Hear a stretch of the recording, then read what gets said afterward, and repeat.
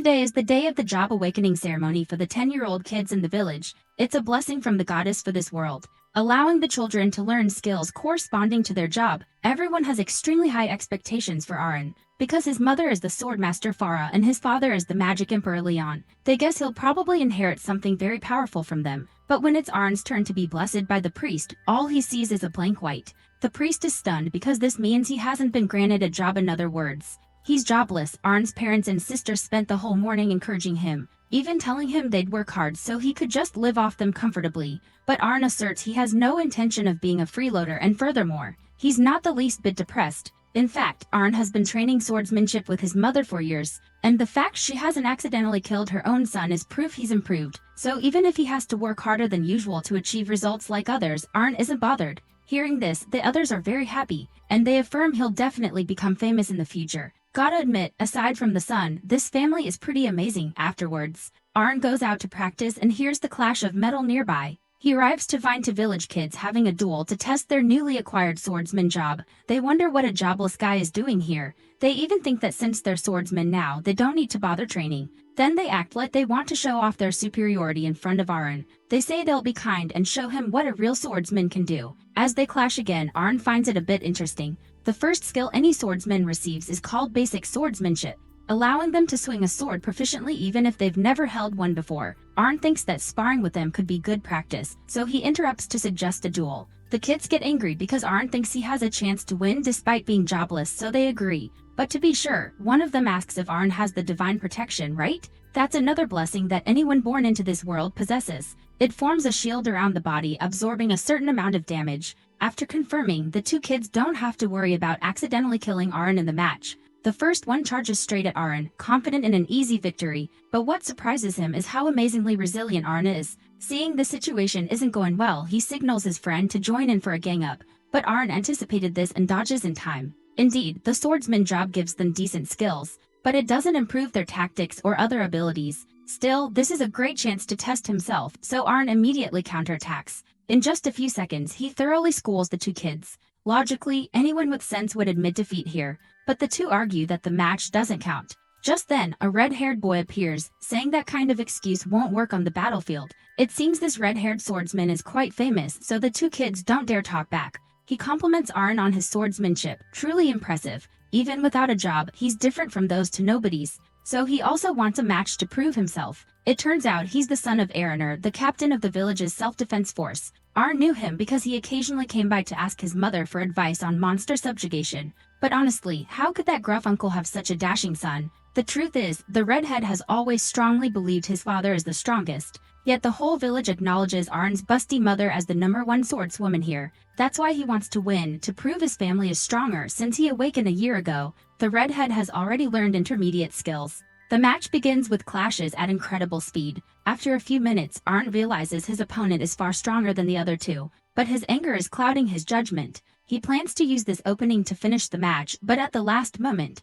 the redhead unleashes a very powerful skill. Aren barely blocks the first strike, but the second hits his stomach, sending him flying into a wall. The redhead is surprised Aren could block one strike at close range like that, but the result is still being hit by the second and losing. This skill is called double slash. It allows the user to unleash two slashes simultaneously. He admits Aren is far stronger than expected, but a jobless can never stand against a true skill. However, Aren argues nothing is impossible if you haven't tried. A few days later, Aren's sister comes to his room to wake him for breakfast. Seeing him ignore her, she threatens to kiss him awake. Knowing her brother has been training hard lately, she advises him not to push himself too much. After all, she's determined to create a world where her little brother can laze around for the rest of his life, but Aren doesn't care much. He finishes breakfast and goes out to continue training. His sister starts to worry because ever since he got beaten up, he's been coming home late every day. Seeing this, their mother takes her to see a chest full of broken swords. Looking at the wear and tear, it's clear Aren has been giving his all to get stronger, so it's best to let him work hard in his own way. Meanwhile, in the forest,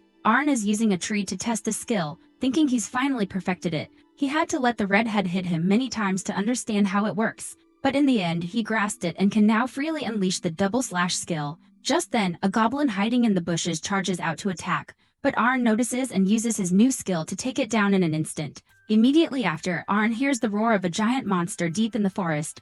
The sound is deafening and he considers retreating to call for backup, but just as he's about to leave, He hears the defiant shouts of a child being attacked by that monster. There's no time to get help, so Aren decides to rush in and figure it out himself. He quickly reaches the source of the screams and finds the red-haired kid cornered by a hobgoblin. The kid is severely injured, so he has to be saved. But Aren can't just recklessly charge in as the hobgoblin is still very dangerous. Waiting for the monster to go for the finishing blow, Aren spots an opening and unleashes double slash, sending it to the afterlife instantly. The redhead is still badly hurt, so Aren gives him a holy potion to recover. But as soon as he's better, he demands to know how Aren could use double slash. This is a complex skill that only those with the job can perform. Aren admits it's complex, but if you understand the pattern and timing, he can recreate it quite easily. He even says he has to thank the redhead, because he used the skill repeatedly. Aren was able to analyze and successfully practice it. Hearing this, the redhead's mind spins because he doesn't understand at all, but he believes that even if Aren can recreate the technique without using the skill,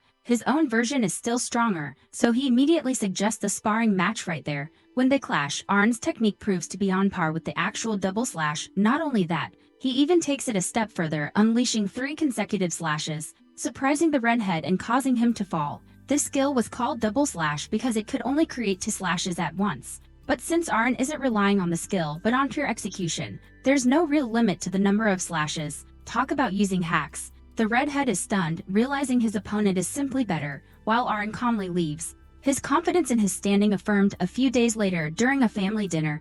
Farah mentions that Arener's daughter has decided to head to Bretsia, but Aren doesn't notice anything unusual in his mother's words, only focusing on the place known as the City of Swordsmanship. This is also where his mother used to work, so Aren wants to visit it someday. Even as a jobless, he has a burning desire to see just how strong he can become on a cheap carriage. The driver announces the next stop is Bretsia. There's an argument going on between a flirtatious woman and a bearded young man.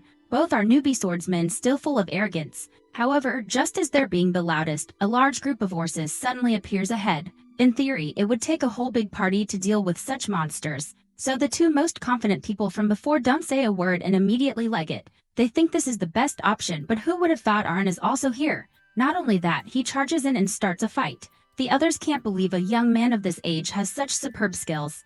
Furthermore, he even uses sword dance, a skill of the swordmaster job. Strangely, this job is usually exclusive to women. Aren then jumps high and stabs down, finishing off the massive Or's leader. But then everyone is even more shocked to learn this young man is jobless. Let's rewind a bit to last year. When his mother saw him use double slash, she froze, thinking she was dreaming. She cried, feeling like a terrible mother for having such hallucinations. But Aren comforted her, saying it was real because he had trained so hard. It was thanks to her showing him the swordmaster skills. If he could do it, then he'd be confident enough to go to the swordsmanship city of Bretsia. Back to the present, Aren finally arrives. Putting aside how incredibly crowded it is, he has another question. Is the carriage driver also a job holder? Because an ordinary person wouldn't be able to identify the skills he used earlier. The man admits he's actually a holy knight pretending to be a carriage driver. The reason is simple, he got tired of killing and occasionally does this to heal his soul. He also advises Aren to join a guild in the city, as most swordsmen participate in tournaments for prize money. To do that, you have to register through a guild. Aren then goes inside and sees many people recruiting members. Suddenly, a girl rushes at him, but he inadvertently dodges, causing her to fall flat. Her purpose is also to recruit for her guild, but her methods are a bit over the top.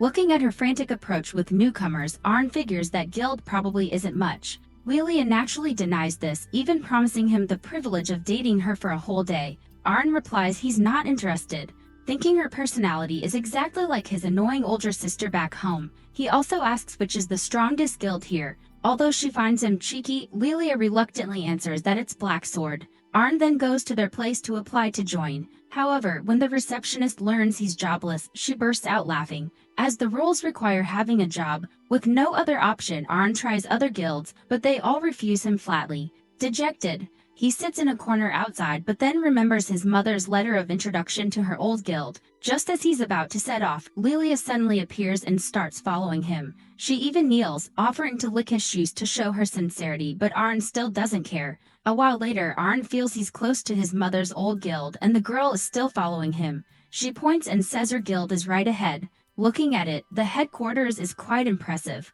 Lilia admits they're now just a pale shadow of their former glory. However, she believes that soon, the dragon fang of the Twin Sword King will return to its golden age. Hearing the name Dragonfang, Aren remembers it's the name of his mother's old guild, so he decides to go in and take a look, but the first thing that hits his eyes is a drunk old man. This guy is Lilia's father, the legendary twin sword king his mother mentioned, but ever since he lost an arm, he's become the pathetic mess he is now. Lilia thinks seeing this will make Aren lose interest. On the contrary, he wants to join immediately, so they quickly sign the contract. However, after reading his job, Lilia is a bit shocked, thinking the guy is messing with her, but after seeing clear documentation, she pulls out a knife and curses. What a disaster! Seeing the attitude of this jobless guy, so arrogant, isn't it infuriating?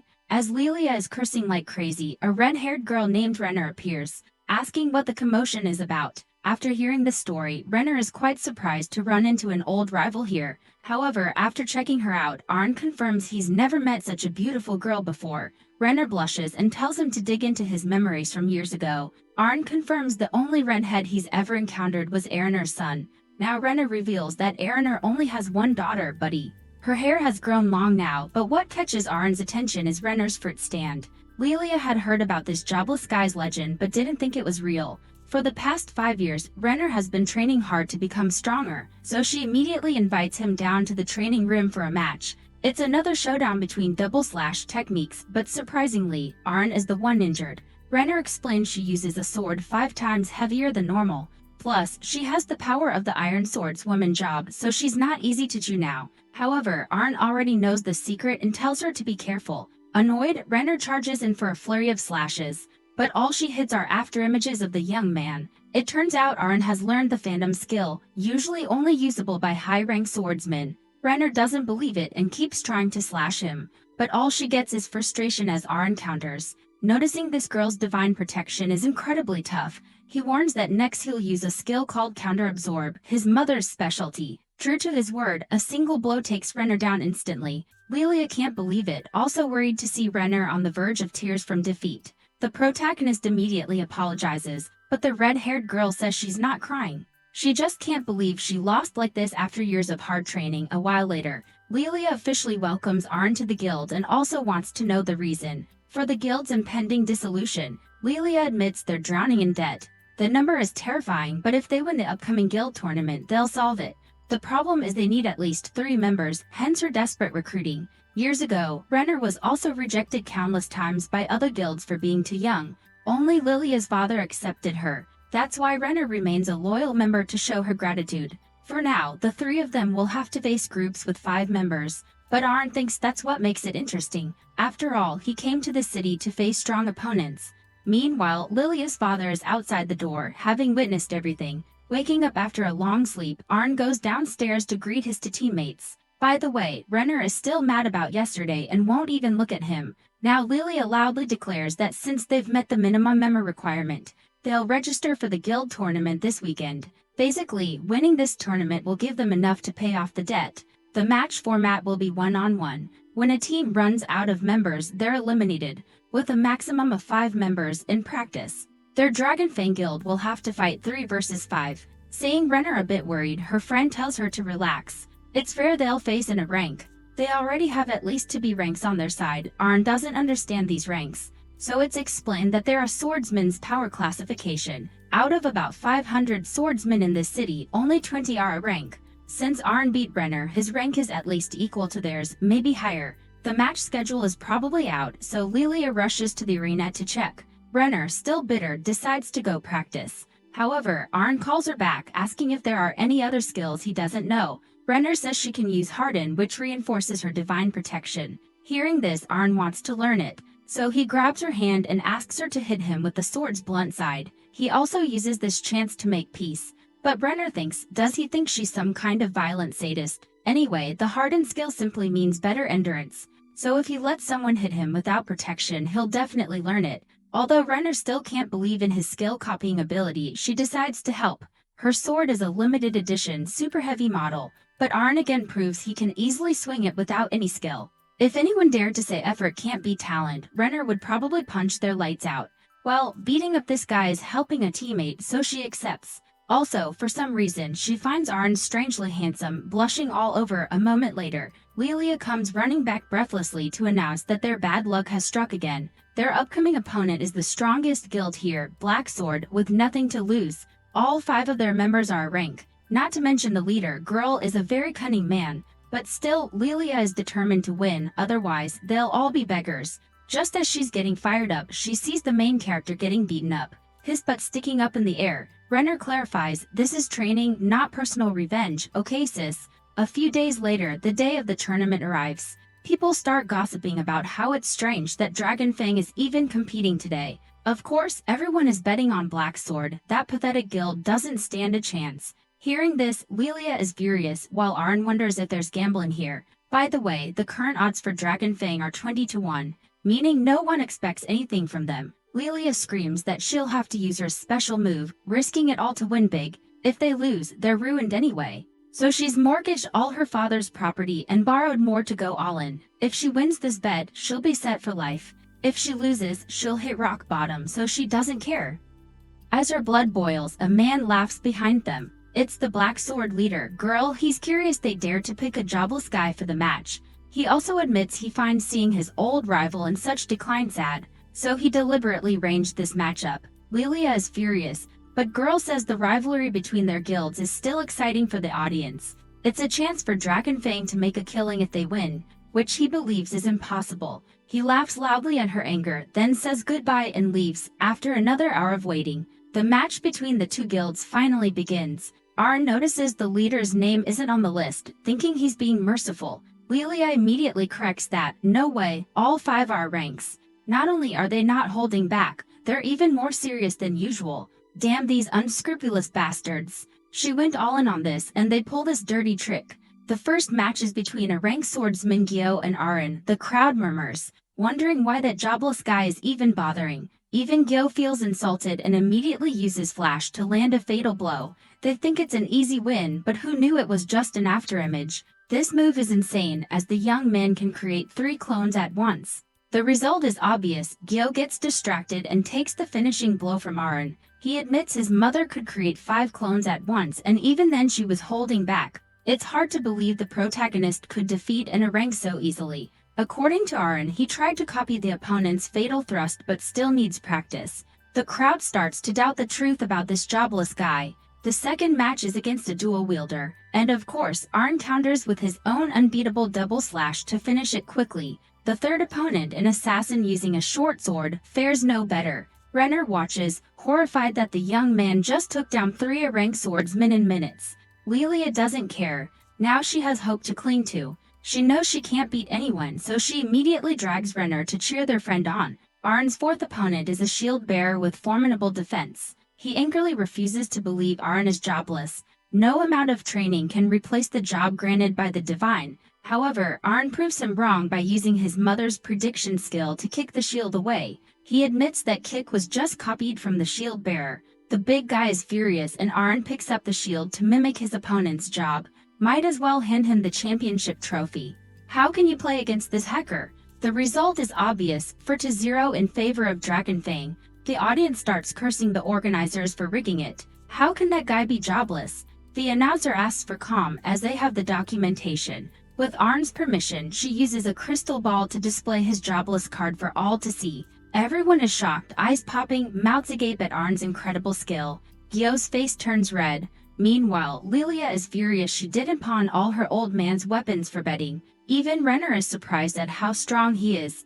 Lilia says she's got marriage registration forms ready at home. She doesn't care about winning or losing anymore. If she can snag Aren, Dragonfang is sure to revive. She's now radiating a sinister aura that gives Aren the chills. The final match is against an opponent named Masamune. He has the style of an Eastern swordsman using a katana. The two girls have never seen this job before and haven't heard of him either. Aren knows his enemy is strong, so he's on high alert, advancing step by step. Masamune bluntly says he's about to unleash his ultimate technique. Though knowing it's dangerous, Aren wants to see the skill this guy is most confident in. Their eyes meet, followed by an absolute speed draw cut from Masamune. But in this regard, Aren is a step faster, instantly teleporting behind him. He states that no one can be faster than his mother, then unleashes a 12-hit combo, shattering his opponent's protection. Everyone watching is stunned by the Swordmaster's ultimate skill. So fast the naked eye can't follow. Masamune lies defeated, meaning Dragon Fang has won. The crowd hears this and curses the organizers like crazy, having mostly lost their bets. Only Lilia is overjoyed, rushing to hug Aren. Too bad he dodges, causing her to faceplant. He explains he's not into lilies, but when he sees Renner also about to hug him, he turns and says she should take off her armor so he can get a proper feel. Lilia tries again, but the result is the same, faceplant into the ground. Up in the stands, Dio grinds his teeth, swearing revenge on that damn jobless guy. As for Lilia, she's now a rich lady, telling the group to eat and drink freely. She'll cover everything. With this resounding victory, they have a lavish party. Lilia still insists Aren should release his youthful desires on her, but it's clear from start to finish, this young man only wants to marry Renner. Why? Because she's a genuinely good person with a bountiful soul, just his type.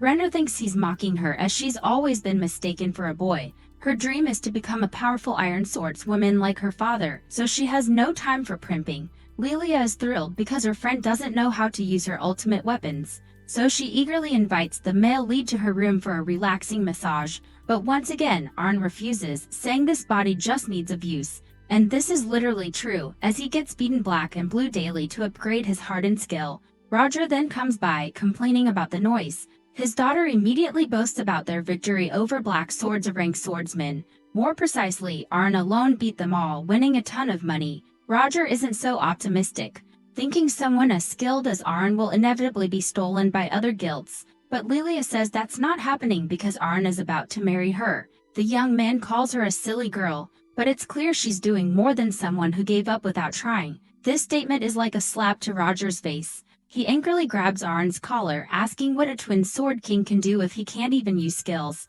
Aren immediately retorts that if a jobless like him can train skills, then nothing is impossible. Roger doesn't want to argue and turns away. Aren feels it's a waste. The man is clearly still strong. Lilia believes those words will help her father get back on his feet. He's truly talented. If he recovers his spirit, everything will be fine. Speaking of learning new skills, Lilia suggests Aren try the dungeon. Renner explains there's a massive dungeon under the city, a dangerous place full of monsters and traps. It's also a good chance to gain practical experience for the upcoming Sword God Cup, the city's biggest tournament to determine the strongest swordsman. Lilia also pulls out a registration form, but Aren tears it in half immediately, because it's a marriage registration form, not the tournament entry. He's been annoyed with this girl all morning, so he locks her head under his arm to teach her a lesson. Meanwhile, the cunning Gil uses magic to spy on them, learning their plans. That morning, while Aren is still asleep, Lilia sneaks into his room looking provocative. But before her seduction plan can begin, the young man grabs her face and twists it. He says nothing, roughly ties her to the bed, and then decides to ask Renner to take the wild animal away. And what would you do if faced with a whole fruit stand like this? Actually, Renner was dreaming of becoming a strong swordsman like her father. Saying this, Aren pats her head, making her happy. Lilia, meanwhile, is screaming to blow the house down, calling for help. Her father sees her like this and is speechless at how intense his daughter is. A few hours later, the group arrives at the dungeon entrance, but it's packed with people all training for the upcoming tournament. Inside is a teleportation circle that sends swordsmen to the floor they've previously conquered. Lilia can reach the 12th floor, Renner the 14th, since the male lead has to start from the first floor. Lilia quickly volunteers to be his personal guide. Not so fast, as Aren wants Renner to support him instead. The first floor is quite easy, just facing living armor. They look heavy but move incredibly fast, powered by the dungeon's energy. Even if decapitated, they keep moving. Even after Aren cuts off both legs, it still flails its sword in resistance. In Aren's eyes, this is nothing but a tool to train his strength. Speaking of which, he asks what Lilia's job is since she's just hiding on the sidelines. She excitedly says she's a festival swordswoman with lots of cool skills. Actually, this job is a lower branch of Swordmaster, and everyone knows who the Swordmaster is. So Lilia is officially a useless cutie who can't do anything. Just as they're about to move on, they encounter a young man in terrible condition. He says he fell into a trap when entering a hidden dungeon. Renner wants to take him for treatment, but he refuses because his teammates are still trapped inside. The redhead wants to rescue them, but Lilia wants to negotiate payment first. She's a bit calculating, but with the guild's debt, it's understandable. The young man says he recognizes Lilia from gossip magazines. This makes her angry and she's about to leave. but he stuffs a bag of money into her hand as lubrication. Seeing this, Lilia is happy again, but for the male lead, things are extremely suspicious. The guy's clothes are soaked in blood, meaning his protection is worn out. Aren has lost that much blood before. Without holy water, he couldn't even stand, let alone walk. He's sure this is a trap, but also curious, guessing something fun awaits. When they arrive, they only see a trail of blood leading to a gold coin at the end of the path. Even the dumbest person would know it's a trap, but Lilia doesn't. She eagerly picks up the coin, triggering a preset teleport trap. The earlier guy confirms Lilia is as greedy as rumored and apologizes, saying he took money to do this. The whole group is teleported to a strange room. Lilia accidentally drops her gold coin and sees something ahead being summoned. According to the guide, they're on the lowest floor, where an ultimate boss with the sword god job awaits. Just then, Aren pushes the two girls' heads down to avoid a slash from the armored figure. This skill creates incredibly powerful air blades. Its speed is terrifying, almost like teleportation. No doubt, this is the real sword god, but Aren remains calm, instantly using the same flash technique as the boss. Feeling disrespected, it activates its pressure skill, forcing everyone to kneel. But Aren is too used to this, having been on the receiving end from his mother countless times. She taught him to break his limits to counter it, but really, it was just beating him until he got stronger. Everyone knows the outcome. A single slash from Aren shatters the boss into 100 pieces. After drinking a recovery potion, Aren explains he knows these skills because his busty mother is also a sword god. The sword master title was just a lie to avoid attention. Now that the boss is defeated, the teleportation gate opens. Everyone happily returns, letting the treacherous guy hitch a ride. At the tavern, Lilia's father is drinking when he hears his daughter was harmed in the dungeon. Furious, he smashes the table, but Guildmaster Gyo is there, pretending to be innocent. He claims he saw Lilia's group enter a secret room in the dungeon and never return. Roger despises this man who took his arm. Just as he's about to risk it, Lilia returns, shocking Gyo. Despite witnesses and evidence, by rule, anything that happens in the dungeon isn't pursued, so Gil confidently leaves, acting like the victor. But alone, he's seething. He was once overshadowed by the Swordmaster and Twin Sword King. After countless schemes to become the strongest, now a Jobless is threatening to steal his glory. At the height of his fury, a sealed demon sword nearby offers to grant him power. A few days later, Dragonfang officially registers for the year's biggest swordsmanship tournament. Unfortunately, Lilia is in the same bracket as Aren. That means she'll lose in the first round for sure. With so many participants, the organizers use single elimination brackets to reduce numbers. Renner is in a different bracket, so her chance of reaching the finals is high. She's determined to win and send the good news to her father back home. With time to spare, Lilia suggests they go back to the dungeon to train. Her father comes to warn them, worried about Gyo's schemes. Aren notices Roger looks different today, with a more determined look. After the incident, he decided to quit drinking to protect his daughter. The first day of the Sword God Cup arrives. Lilia unfortunately faces a strong opponent and is badly defeated. As she's feeling down, Aren makes a joke, making it worse. Renner warns him to be careful. His upcoming opponent is formidable. Confidence is good, but never be careless. In the dungeon, Aren faced many diverse fighting styles. But outside, there are many other swordsman jobs. For instance, this female opponent is a magic swordsman with a unique style. She says magic swordsman is a legitimate job. If he loses, don't make excuses. Aren confidently replies that she should beat him first. She throws a fireball at him. It looks powerful but is too slow to trouble him. He dodges and quickly closes into counter. He thought this job would be impressive, but it's only different because it uses magic. The flexibility between melee and ranged attacks is an advantage, but in Aren's eyes, this opponent is still a jack of all trades like himself. Her magic and swordsmanship aren't top tier. Feeling insulted, she pours all her mana into her sword. The flames on the blade move like snakes, unpredictable, but this skill still isn't perfected. Aren praises it once but criticizes it more, even saying it's inferior to Lilia's swordsmanship. Being mocked by a Jobless infuriates her, and just as she's about to counter, Aren unleashes double slash. The wind pressure from the attack snuffs out the magical flames. He then quickly moves behind her and lands the finishing blow. He thanks his opponent for helping him learn many new things. Coming to the city to train was definitely a good decision. A few days later, the finals are held. Despite being urged to come cheer, Lilia's father refuses. She yells at him, saying Dragonfang has someone in the finals and he won't watch. Seeing persuasion fail, she switches to provocation. Is he afraid to face Gyo? Hearing this, Roger immediately gets up, denying it. He also says he tried swinging a sword the other day and realized his strength has declined. Lilia sighs but tells him to hurry up and come cheer, recalling how he used to teach Renner everything step by step. Now seeing his student succeed, he'll surely be proud. Inside the arena, Renner is still nervous despite preparing mentally. She admits this tournament is very important to her, so it's hard not to be nervous. Aren laughs, saying she was probably afraid of meeting him in the first round. His smug remark makes her want to punch him. The first match is announced, Sword Emperor Gyo vs Aren. Seeing the young man's calm demeanor, Renner holds his hand, telling him to be careful. Gyo looks different today, with horns growing on his head like a monster. Roger immediately recognizes the sword in his hand and yells a warning. This dangerous sword was once used to seal an extremely powerful demon. The demon inside laughs, pleased someone remembers him. The fact Gyo no longer recognizes Roger shows he's been possessed. Years ago, the sword god severely wounded this demon, but its lingering will entered the sword and was sealed. The demon arrogantly says the seal is broken and those who knew him are dead. He names himself Durgiota and will spread terror across the world. He thanks the fool whose greed accidentally freed him.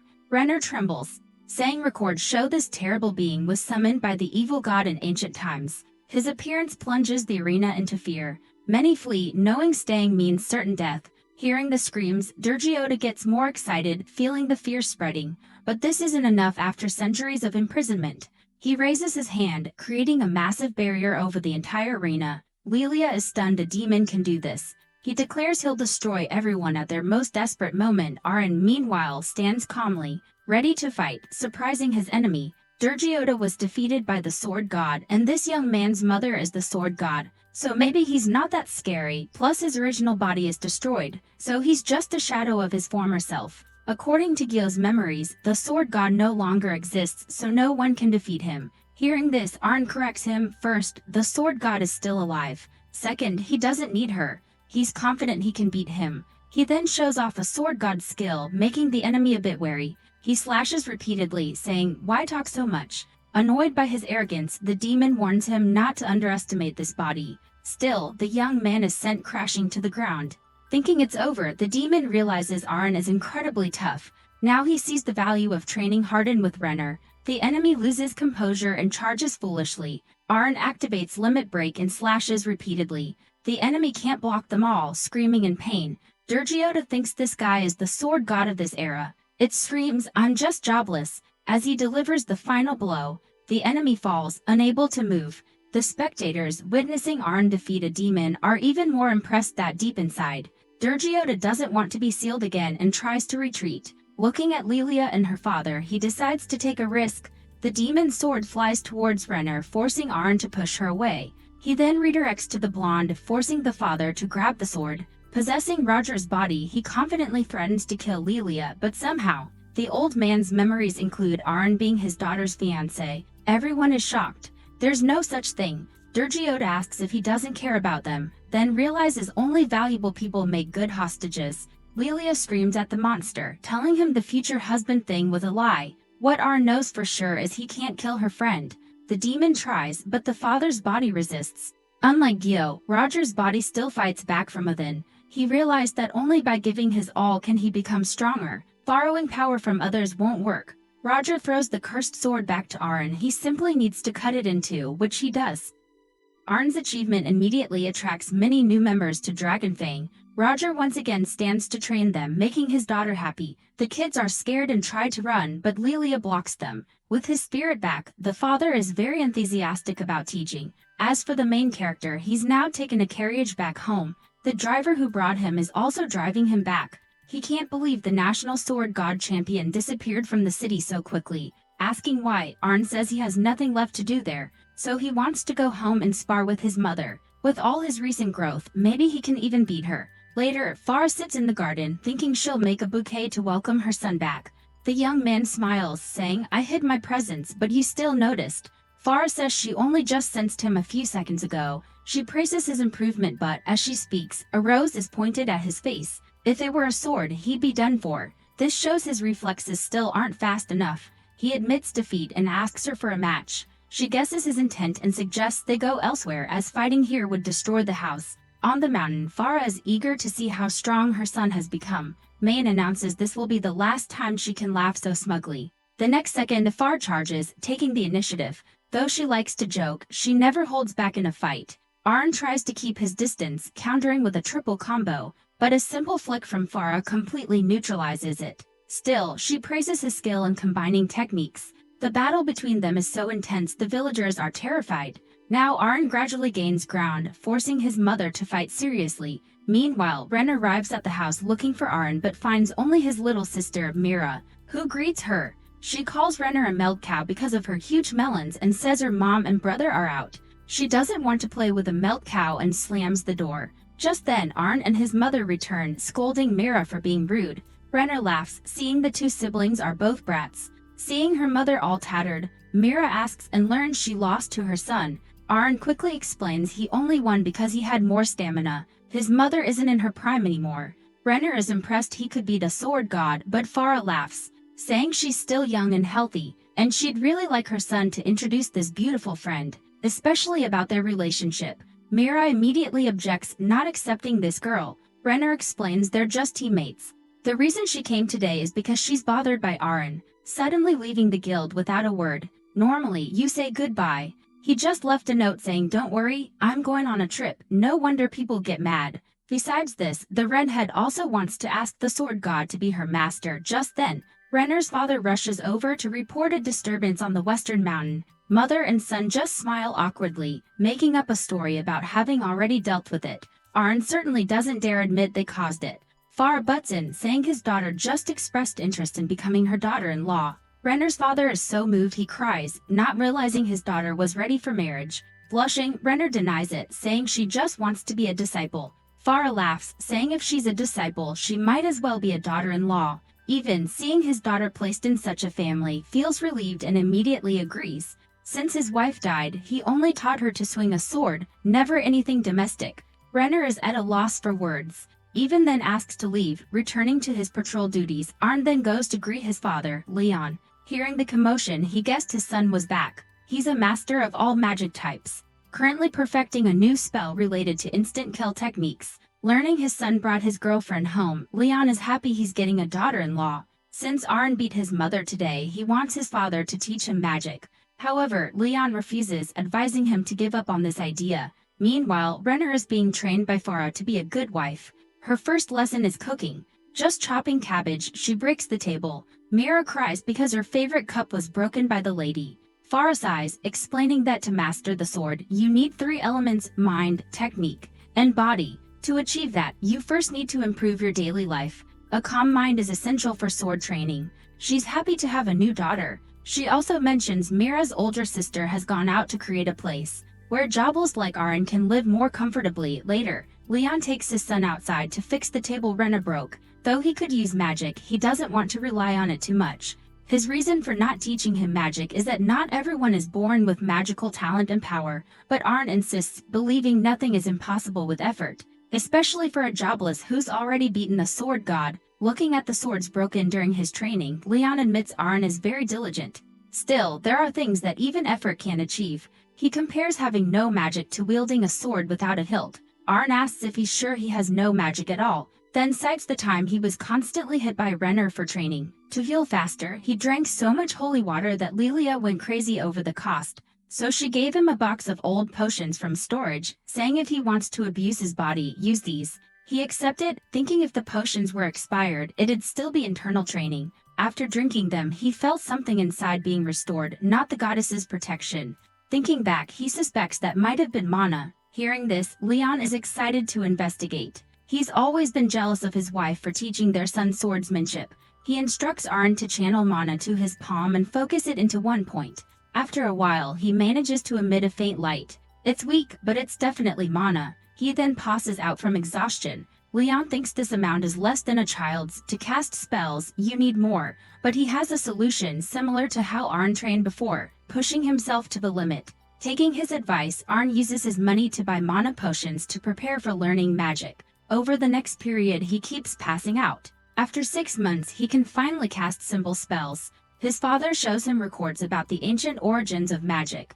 Simply put, to use different spells, you need incantation formulas like a swordsman's skills. Since he has no job, he needs to create his own formulas. This is a tough problem, so Leon suggests going to the Magic City to learn. During this time, Renner learns to cook and gets praised by Mira, who thinks it's their mom's cooking. Aren particularly enjoys her food. Leon also shows the family his magic, mainly teaching his son how to flirt. Inspired, Aren is determined to master this. 3 years pass. Renner has learned a lot from her mother-in-law, Farah Sipsti, praising her daughter-in-law's increasing skill. Renner is happy, though she's not sure if her swordsmanship has improved. Just then, Mira runs in crying, saying her brother ran away again. He left a note saying, "Don't worry, I'm off to the Magic City." Farah consoles her daughter, saying he'll be back soon. Renner once left home for the city to learn swordsmanship, so she understands how it feels to be left behind. Farah hugs her daughter-in-law, telling her never to disappear like her to kids. Meanwhile,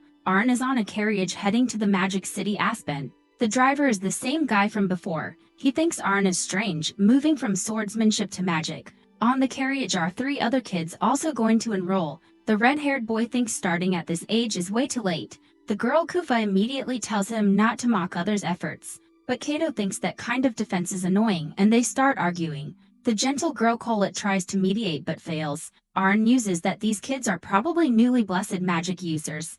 They start bragging about their skills, then ask what kind of magic Aren is good at. Leon explained that magic has many attributes, each person can only use one. However, as a jobless, Aren has no such limitation, so Leon wants him to try all magic types. When they learn he's jobless, the 3 kids burst out laughing. It's ridiculous. Kato thinks he's joking until Aren shows his identification. Suddenly, a fierce monster roar echoes from ahead. History repeats itself as Aren guesses it's a Core King. Kato panics, telling everyone to run, but the horses have fainted from fear. Kufa tries to encourage them that Core are slow and big, so they should focus on ranged attacks. But before they can act, the giant creature is suddenly blasted away by a powerful force. Immediately after, the true Core King appears, its massive size terrifying everyone. But their basic magic, they have no chance. Despite his fear, Kato pours all his mana into a single fireball, but it only enrages the monster further. Just when all seems lost, Aren unleashes a grand burst, incinerating the monster in an instant.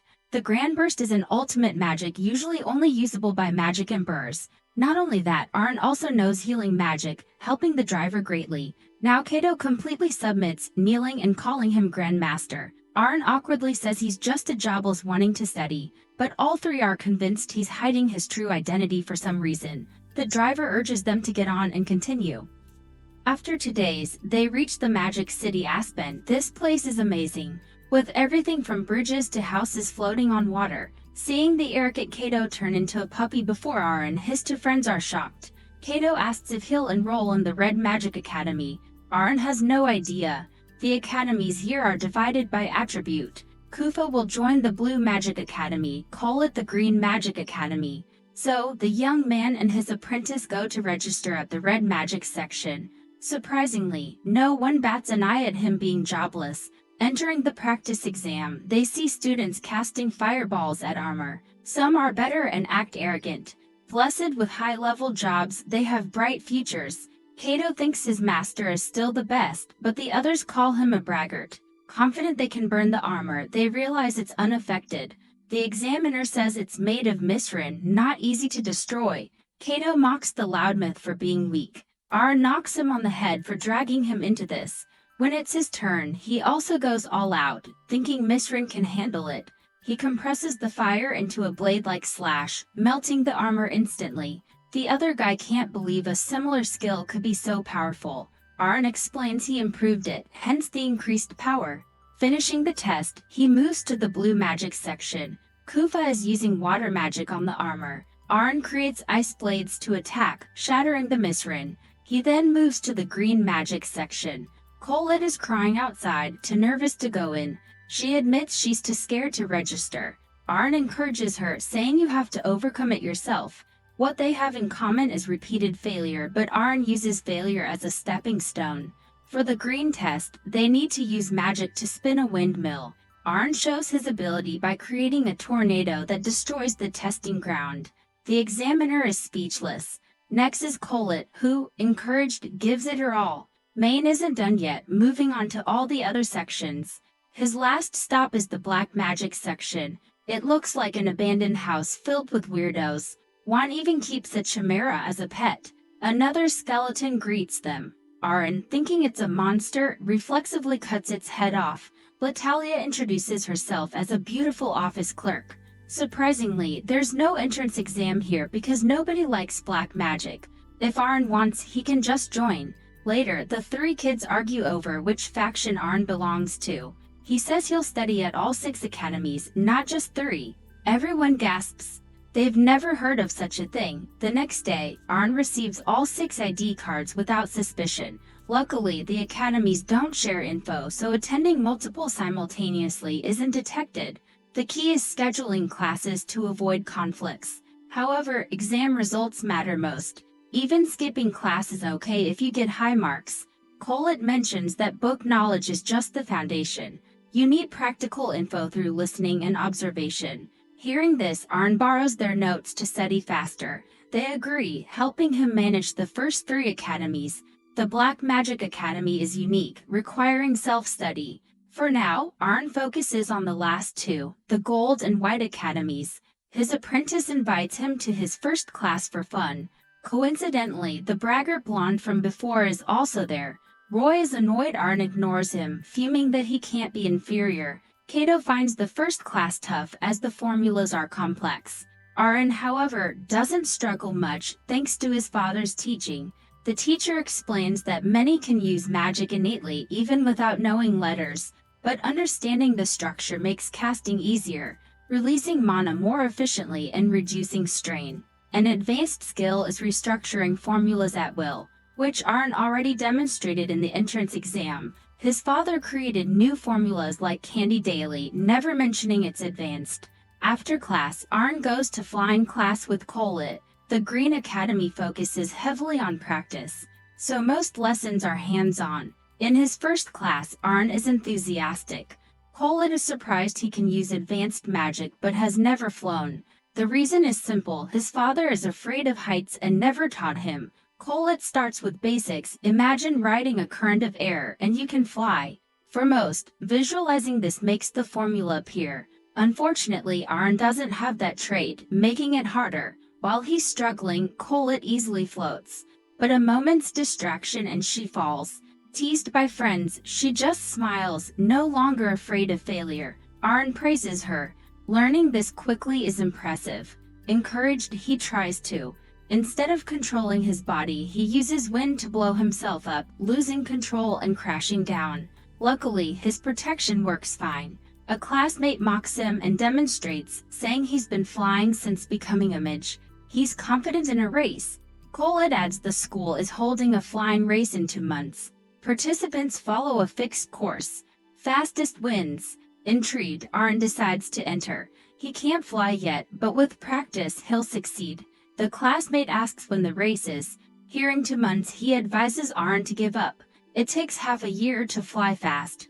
Colette, knowing his abilities, is confident. Weeks later, Kato is dragged by his 2 friends to the school to pick something up. He thinks they're scared of getting lost, but they're actually scared of ghosts.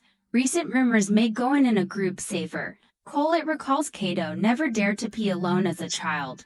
Embarrassed, he fires back that Kufa is the biggest scaredy cat. As they argue, a shadow appears at the window, scaring them half to death. It's just Aren. He quickly covers Colette's mouth to stop her scream, almost giving the others heart attacks. Once calm, he explains he's training for the race. The ghost rumors are actually him. His daytime schedule is too packed, so he practices at night. He even figured out how to float while sleeping. After seeing the kids off, Aren visits the Black Magic section for materials. This place has many ancient books with valuable info, but many at the academy get annoyed just seeing a black cover. The next day, Aren corrects a teacher's written formula. Being jobless, he has to memorize everything. He shortens the long ones for ease. Like the one on the board, he's shortened by about 30%. The teacher finds it interesting and asks him to try writing it. The class is shocked. It's significantly shorter. Theoretically, it works. However, it lacks any safety measures. Failure would likely cause an explosion and injury, but Aren says with protection it'd just hurt a bit. Impressed, the teacher suggests skipping him to second year, pending a promotion exam. Roy is jealous and demands to take it too. The next day, they're taken to the exam area. A monster is prepared at the end of the path. You must defeat it before it reaches you. Roy goes first. The Minotaur monster charges. Despite his best fire spells, its speed allows it to dodge. He fails. At the last moment, the monster disappears due to the school's safety measures. Though praised, Roy is bitter. His skill is now at least 2 years behind. When it's Aren's turn, the monster is different. A senior student says the high-level Minotaur got mixed in with the regular ones. Aren doesn't care, unleashing a magic-based double slash. The clever monster jumps to dodge. Fearing an accident, the teacher asks Aren to leave, but he refuses, knowing his limits. The 2 blades he fired earlier suddenly turn around. Unable to see behind, the monster is hit and falls. Aren had planned this from the start. A finishing blow ends it. A high-level Minotaur being destroyed shocks the onlookers. These are for top students to train. The teacher thinks Aren can't possibly be jobless. The assessment must have been wrong. Regardless, he passed, so starting tomorrow he's in second year. The kids congratulate him. He'll need to do well at the other academies for promotion back home. Renner is still learning cooking, waiting for that guy to return so they can marry. She's mastered the basics, but fried fish remains a challenge, especially with the little sister constantly demanding food. Farah encourages her, saying even Aren failed countless times before getting strong. Mira disagrees, saying her brother is nothing like the milk cow Lady Dot at the academy.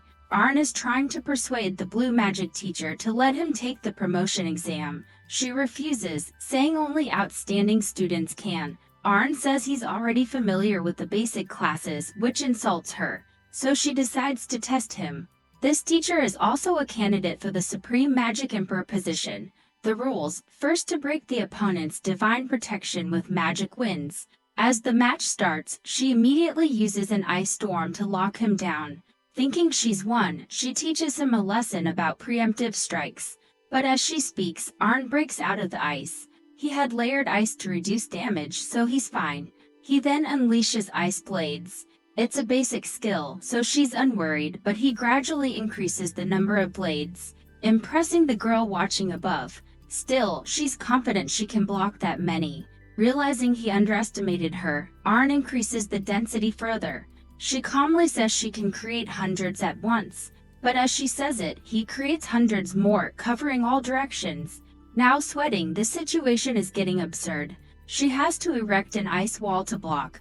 Usually, more blades mean less power, but not for Aren. Still, it's a basic skill, so breaking the wall is tough. The ice encases her so she can't escape.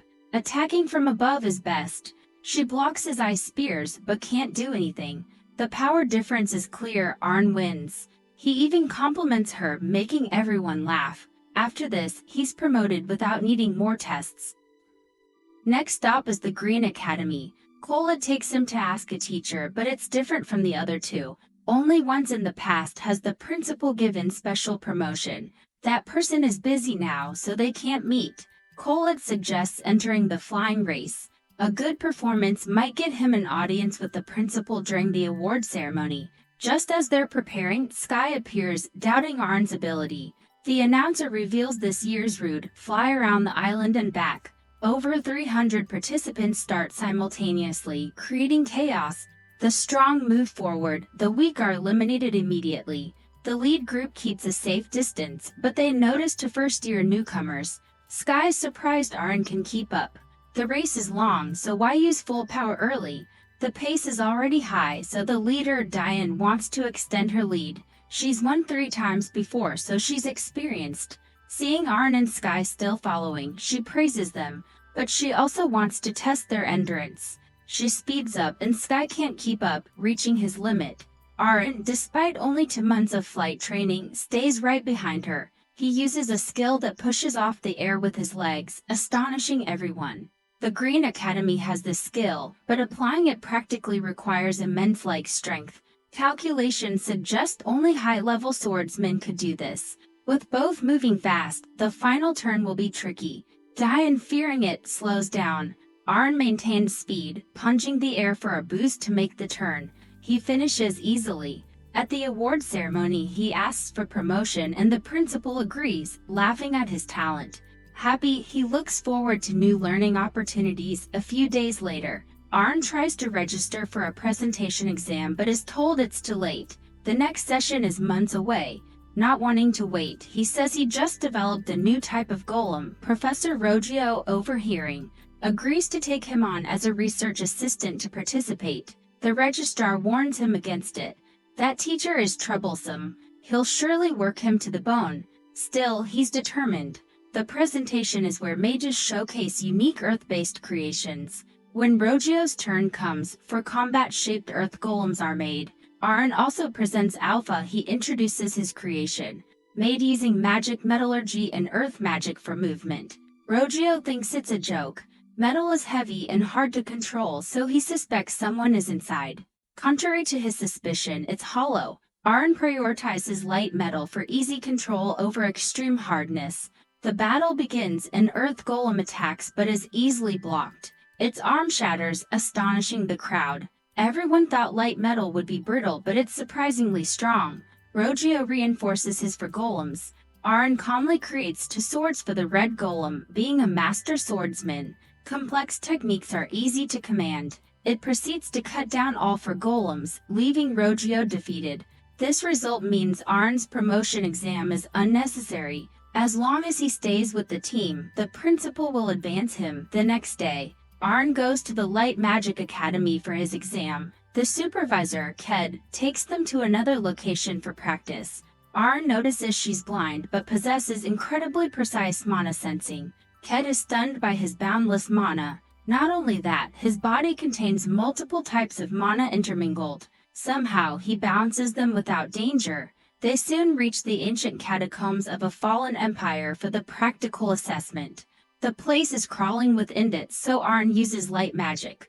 He clears a path effortlessly, leaving Ked speechless. After the exam, she wants to return quickly, fearing he'll run out of mana. He replies he hasn't even used 2% of his total. He then blasts another innit with holy light, but this one doesn't dissolve easily. Ked recognizes it as a high-level innit. Regular spells don't work. So Aren upgrades to a higher form called Holy Cross, instantly defeating it. His final promotion is at the Black Academy, which has no exams. Aren asks Natalia about the permanently locked room at the end of the hall. She explains it's where they test magic from books. Since everything here is dangerous, tests are done in sealed rooms. Aren accidentally picks a demon sealing book to test. The sealed demon thanks him for the release and offers to repay him by making him a sacrifice. Aren tries a grand burst, but it's nullified by the demon's magic sealing barrier. Unfortunately, his specialty is swordsmanship, taught by his mother. He charges, using a skill to nullify the spell and slashing, killing the demon instantly. However, like Natalia, it has an immortal guard and doesn't die, so Aren can beat it down from a giant demon to a tiny one. In pain, it begs him to stop or it'll vanish. He agrees, on condition it becomes his servant. With a new minion, Aren shows it off to his 3 juniors. The girls forbid Kato from bullying the pet. Madi is furious, forced by its master to buy bread. It vows revenge if it ever escapes. Scene shifts to a meeting of Academy representatives. The budget director announces new plans for next year. The Black Academy rep objects to their budget cut. The higher-ups say they've been overfunded, so a 40% cut is necessary. Their contributions are lacking and they cause trouble. Other reps agree. Moreover, the kingdom is considering banning black magic. Their only chance is to win the upcoming magic tournament. If they do, their budget remains. Outside, the juniors tell Maine about the tournament. Each academy will select a contestant. Madi asks which side his master will choose. He hasn't decided, thinking the principal will call him to announce it that night. Wanting to restore the Black Academy's honor, its head summons something, but it doesn't obey. It immediately devours its summoner and the imprisoned creatures used for experiments. Today, the academies announce their tournament representatives. As usual, each picks one.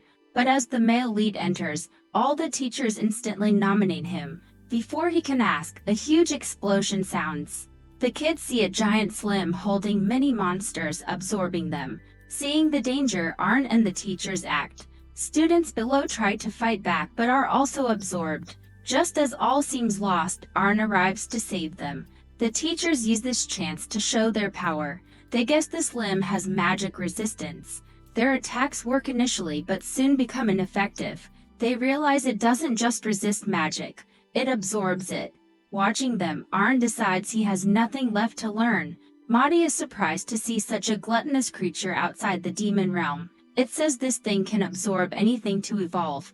Physical attacks are useless as it corrodes anything it touches. Still, Aren creates a mana sword to test. It's been a while since he could freely use swordsman skills, so he's excited.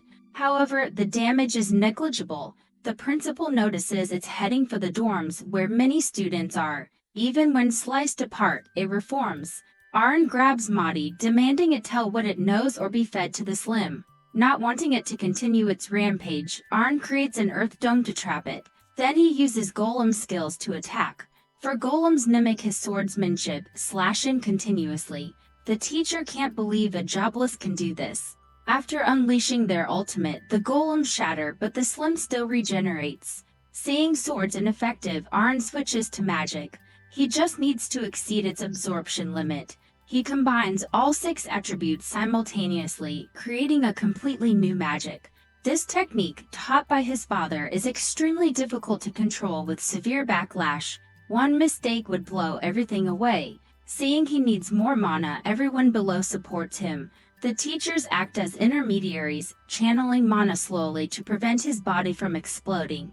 Once the magic circle is complete, Aren throws it, instantly erasing the monster. Half the academy is vaporized. The teachers say only a magic god could use such legendary magic. Aren explains he's just jobless. His father is the magic god. The teacher realizes he meant Leon, his old classmate. They all remember the prodigy who dropped out in his 2nd year, having attended all academies.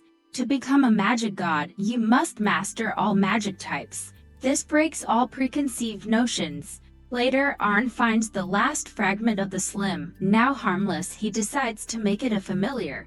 Back in his room, he names it up and feeds it some paper scraps.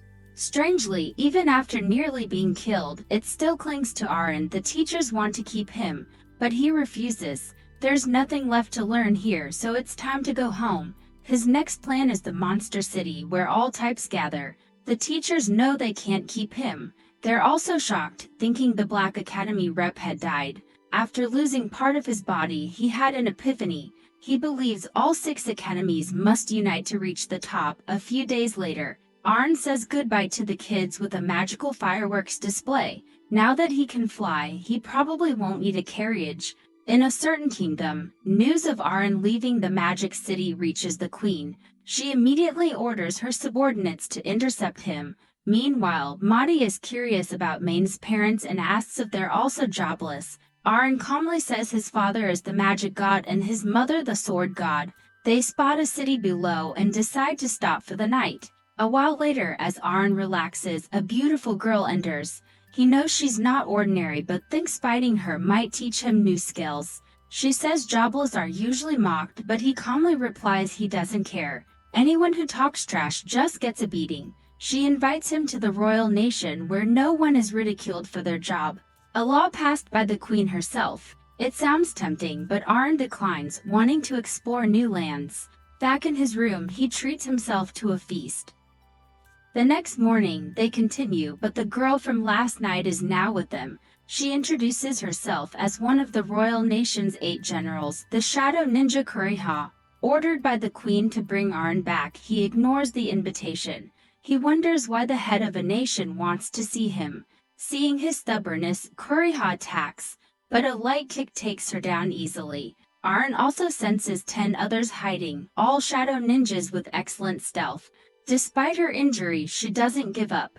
Recovered, all attack on her order. She warns he's strong despite being jobless, so go all out. Minutes later, another group of girls arrives to observe. Their mission is also to capture Aren for the queen. Their leaders are shocked that Jobless could be this strong. Even more surprising is he's still waiting.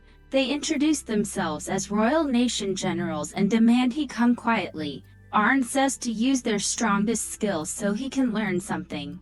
They take him seriously and attack. Unluckily for them, they're no match and are quickly defeated.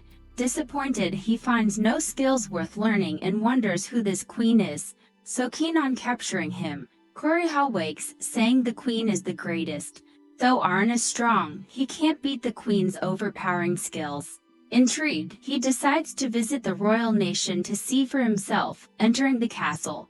Four beautiful girls with knives greet him. Asking to see the queen, he's suddenly hugged tightly by someone. It's his older sister, Aster, sharing the same blood. She's strong, hugging him so tight he can't escape. She explains she promised him she'd create a nation free from job discrimination, where he could be happy forever. She even planned to bring the whole family, but Aren objects.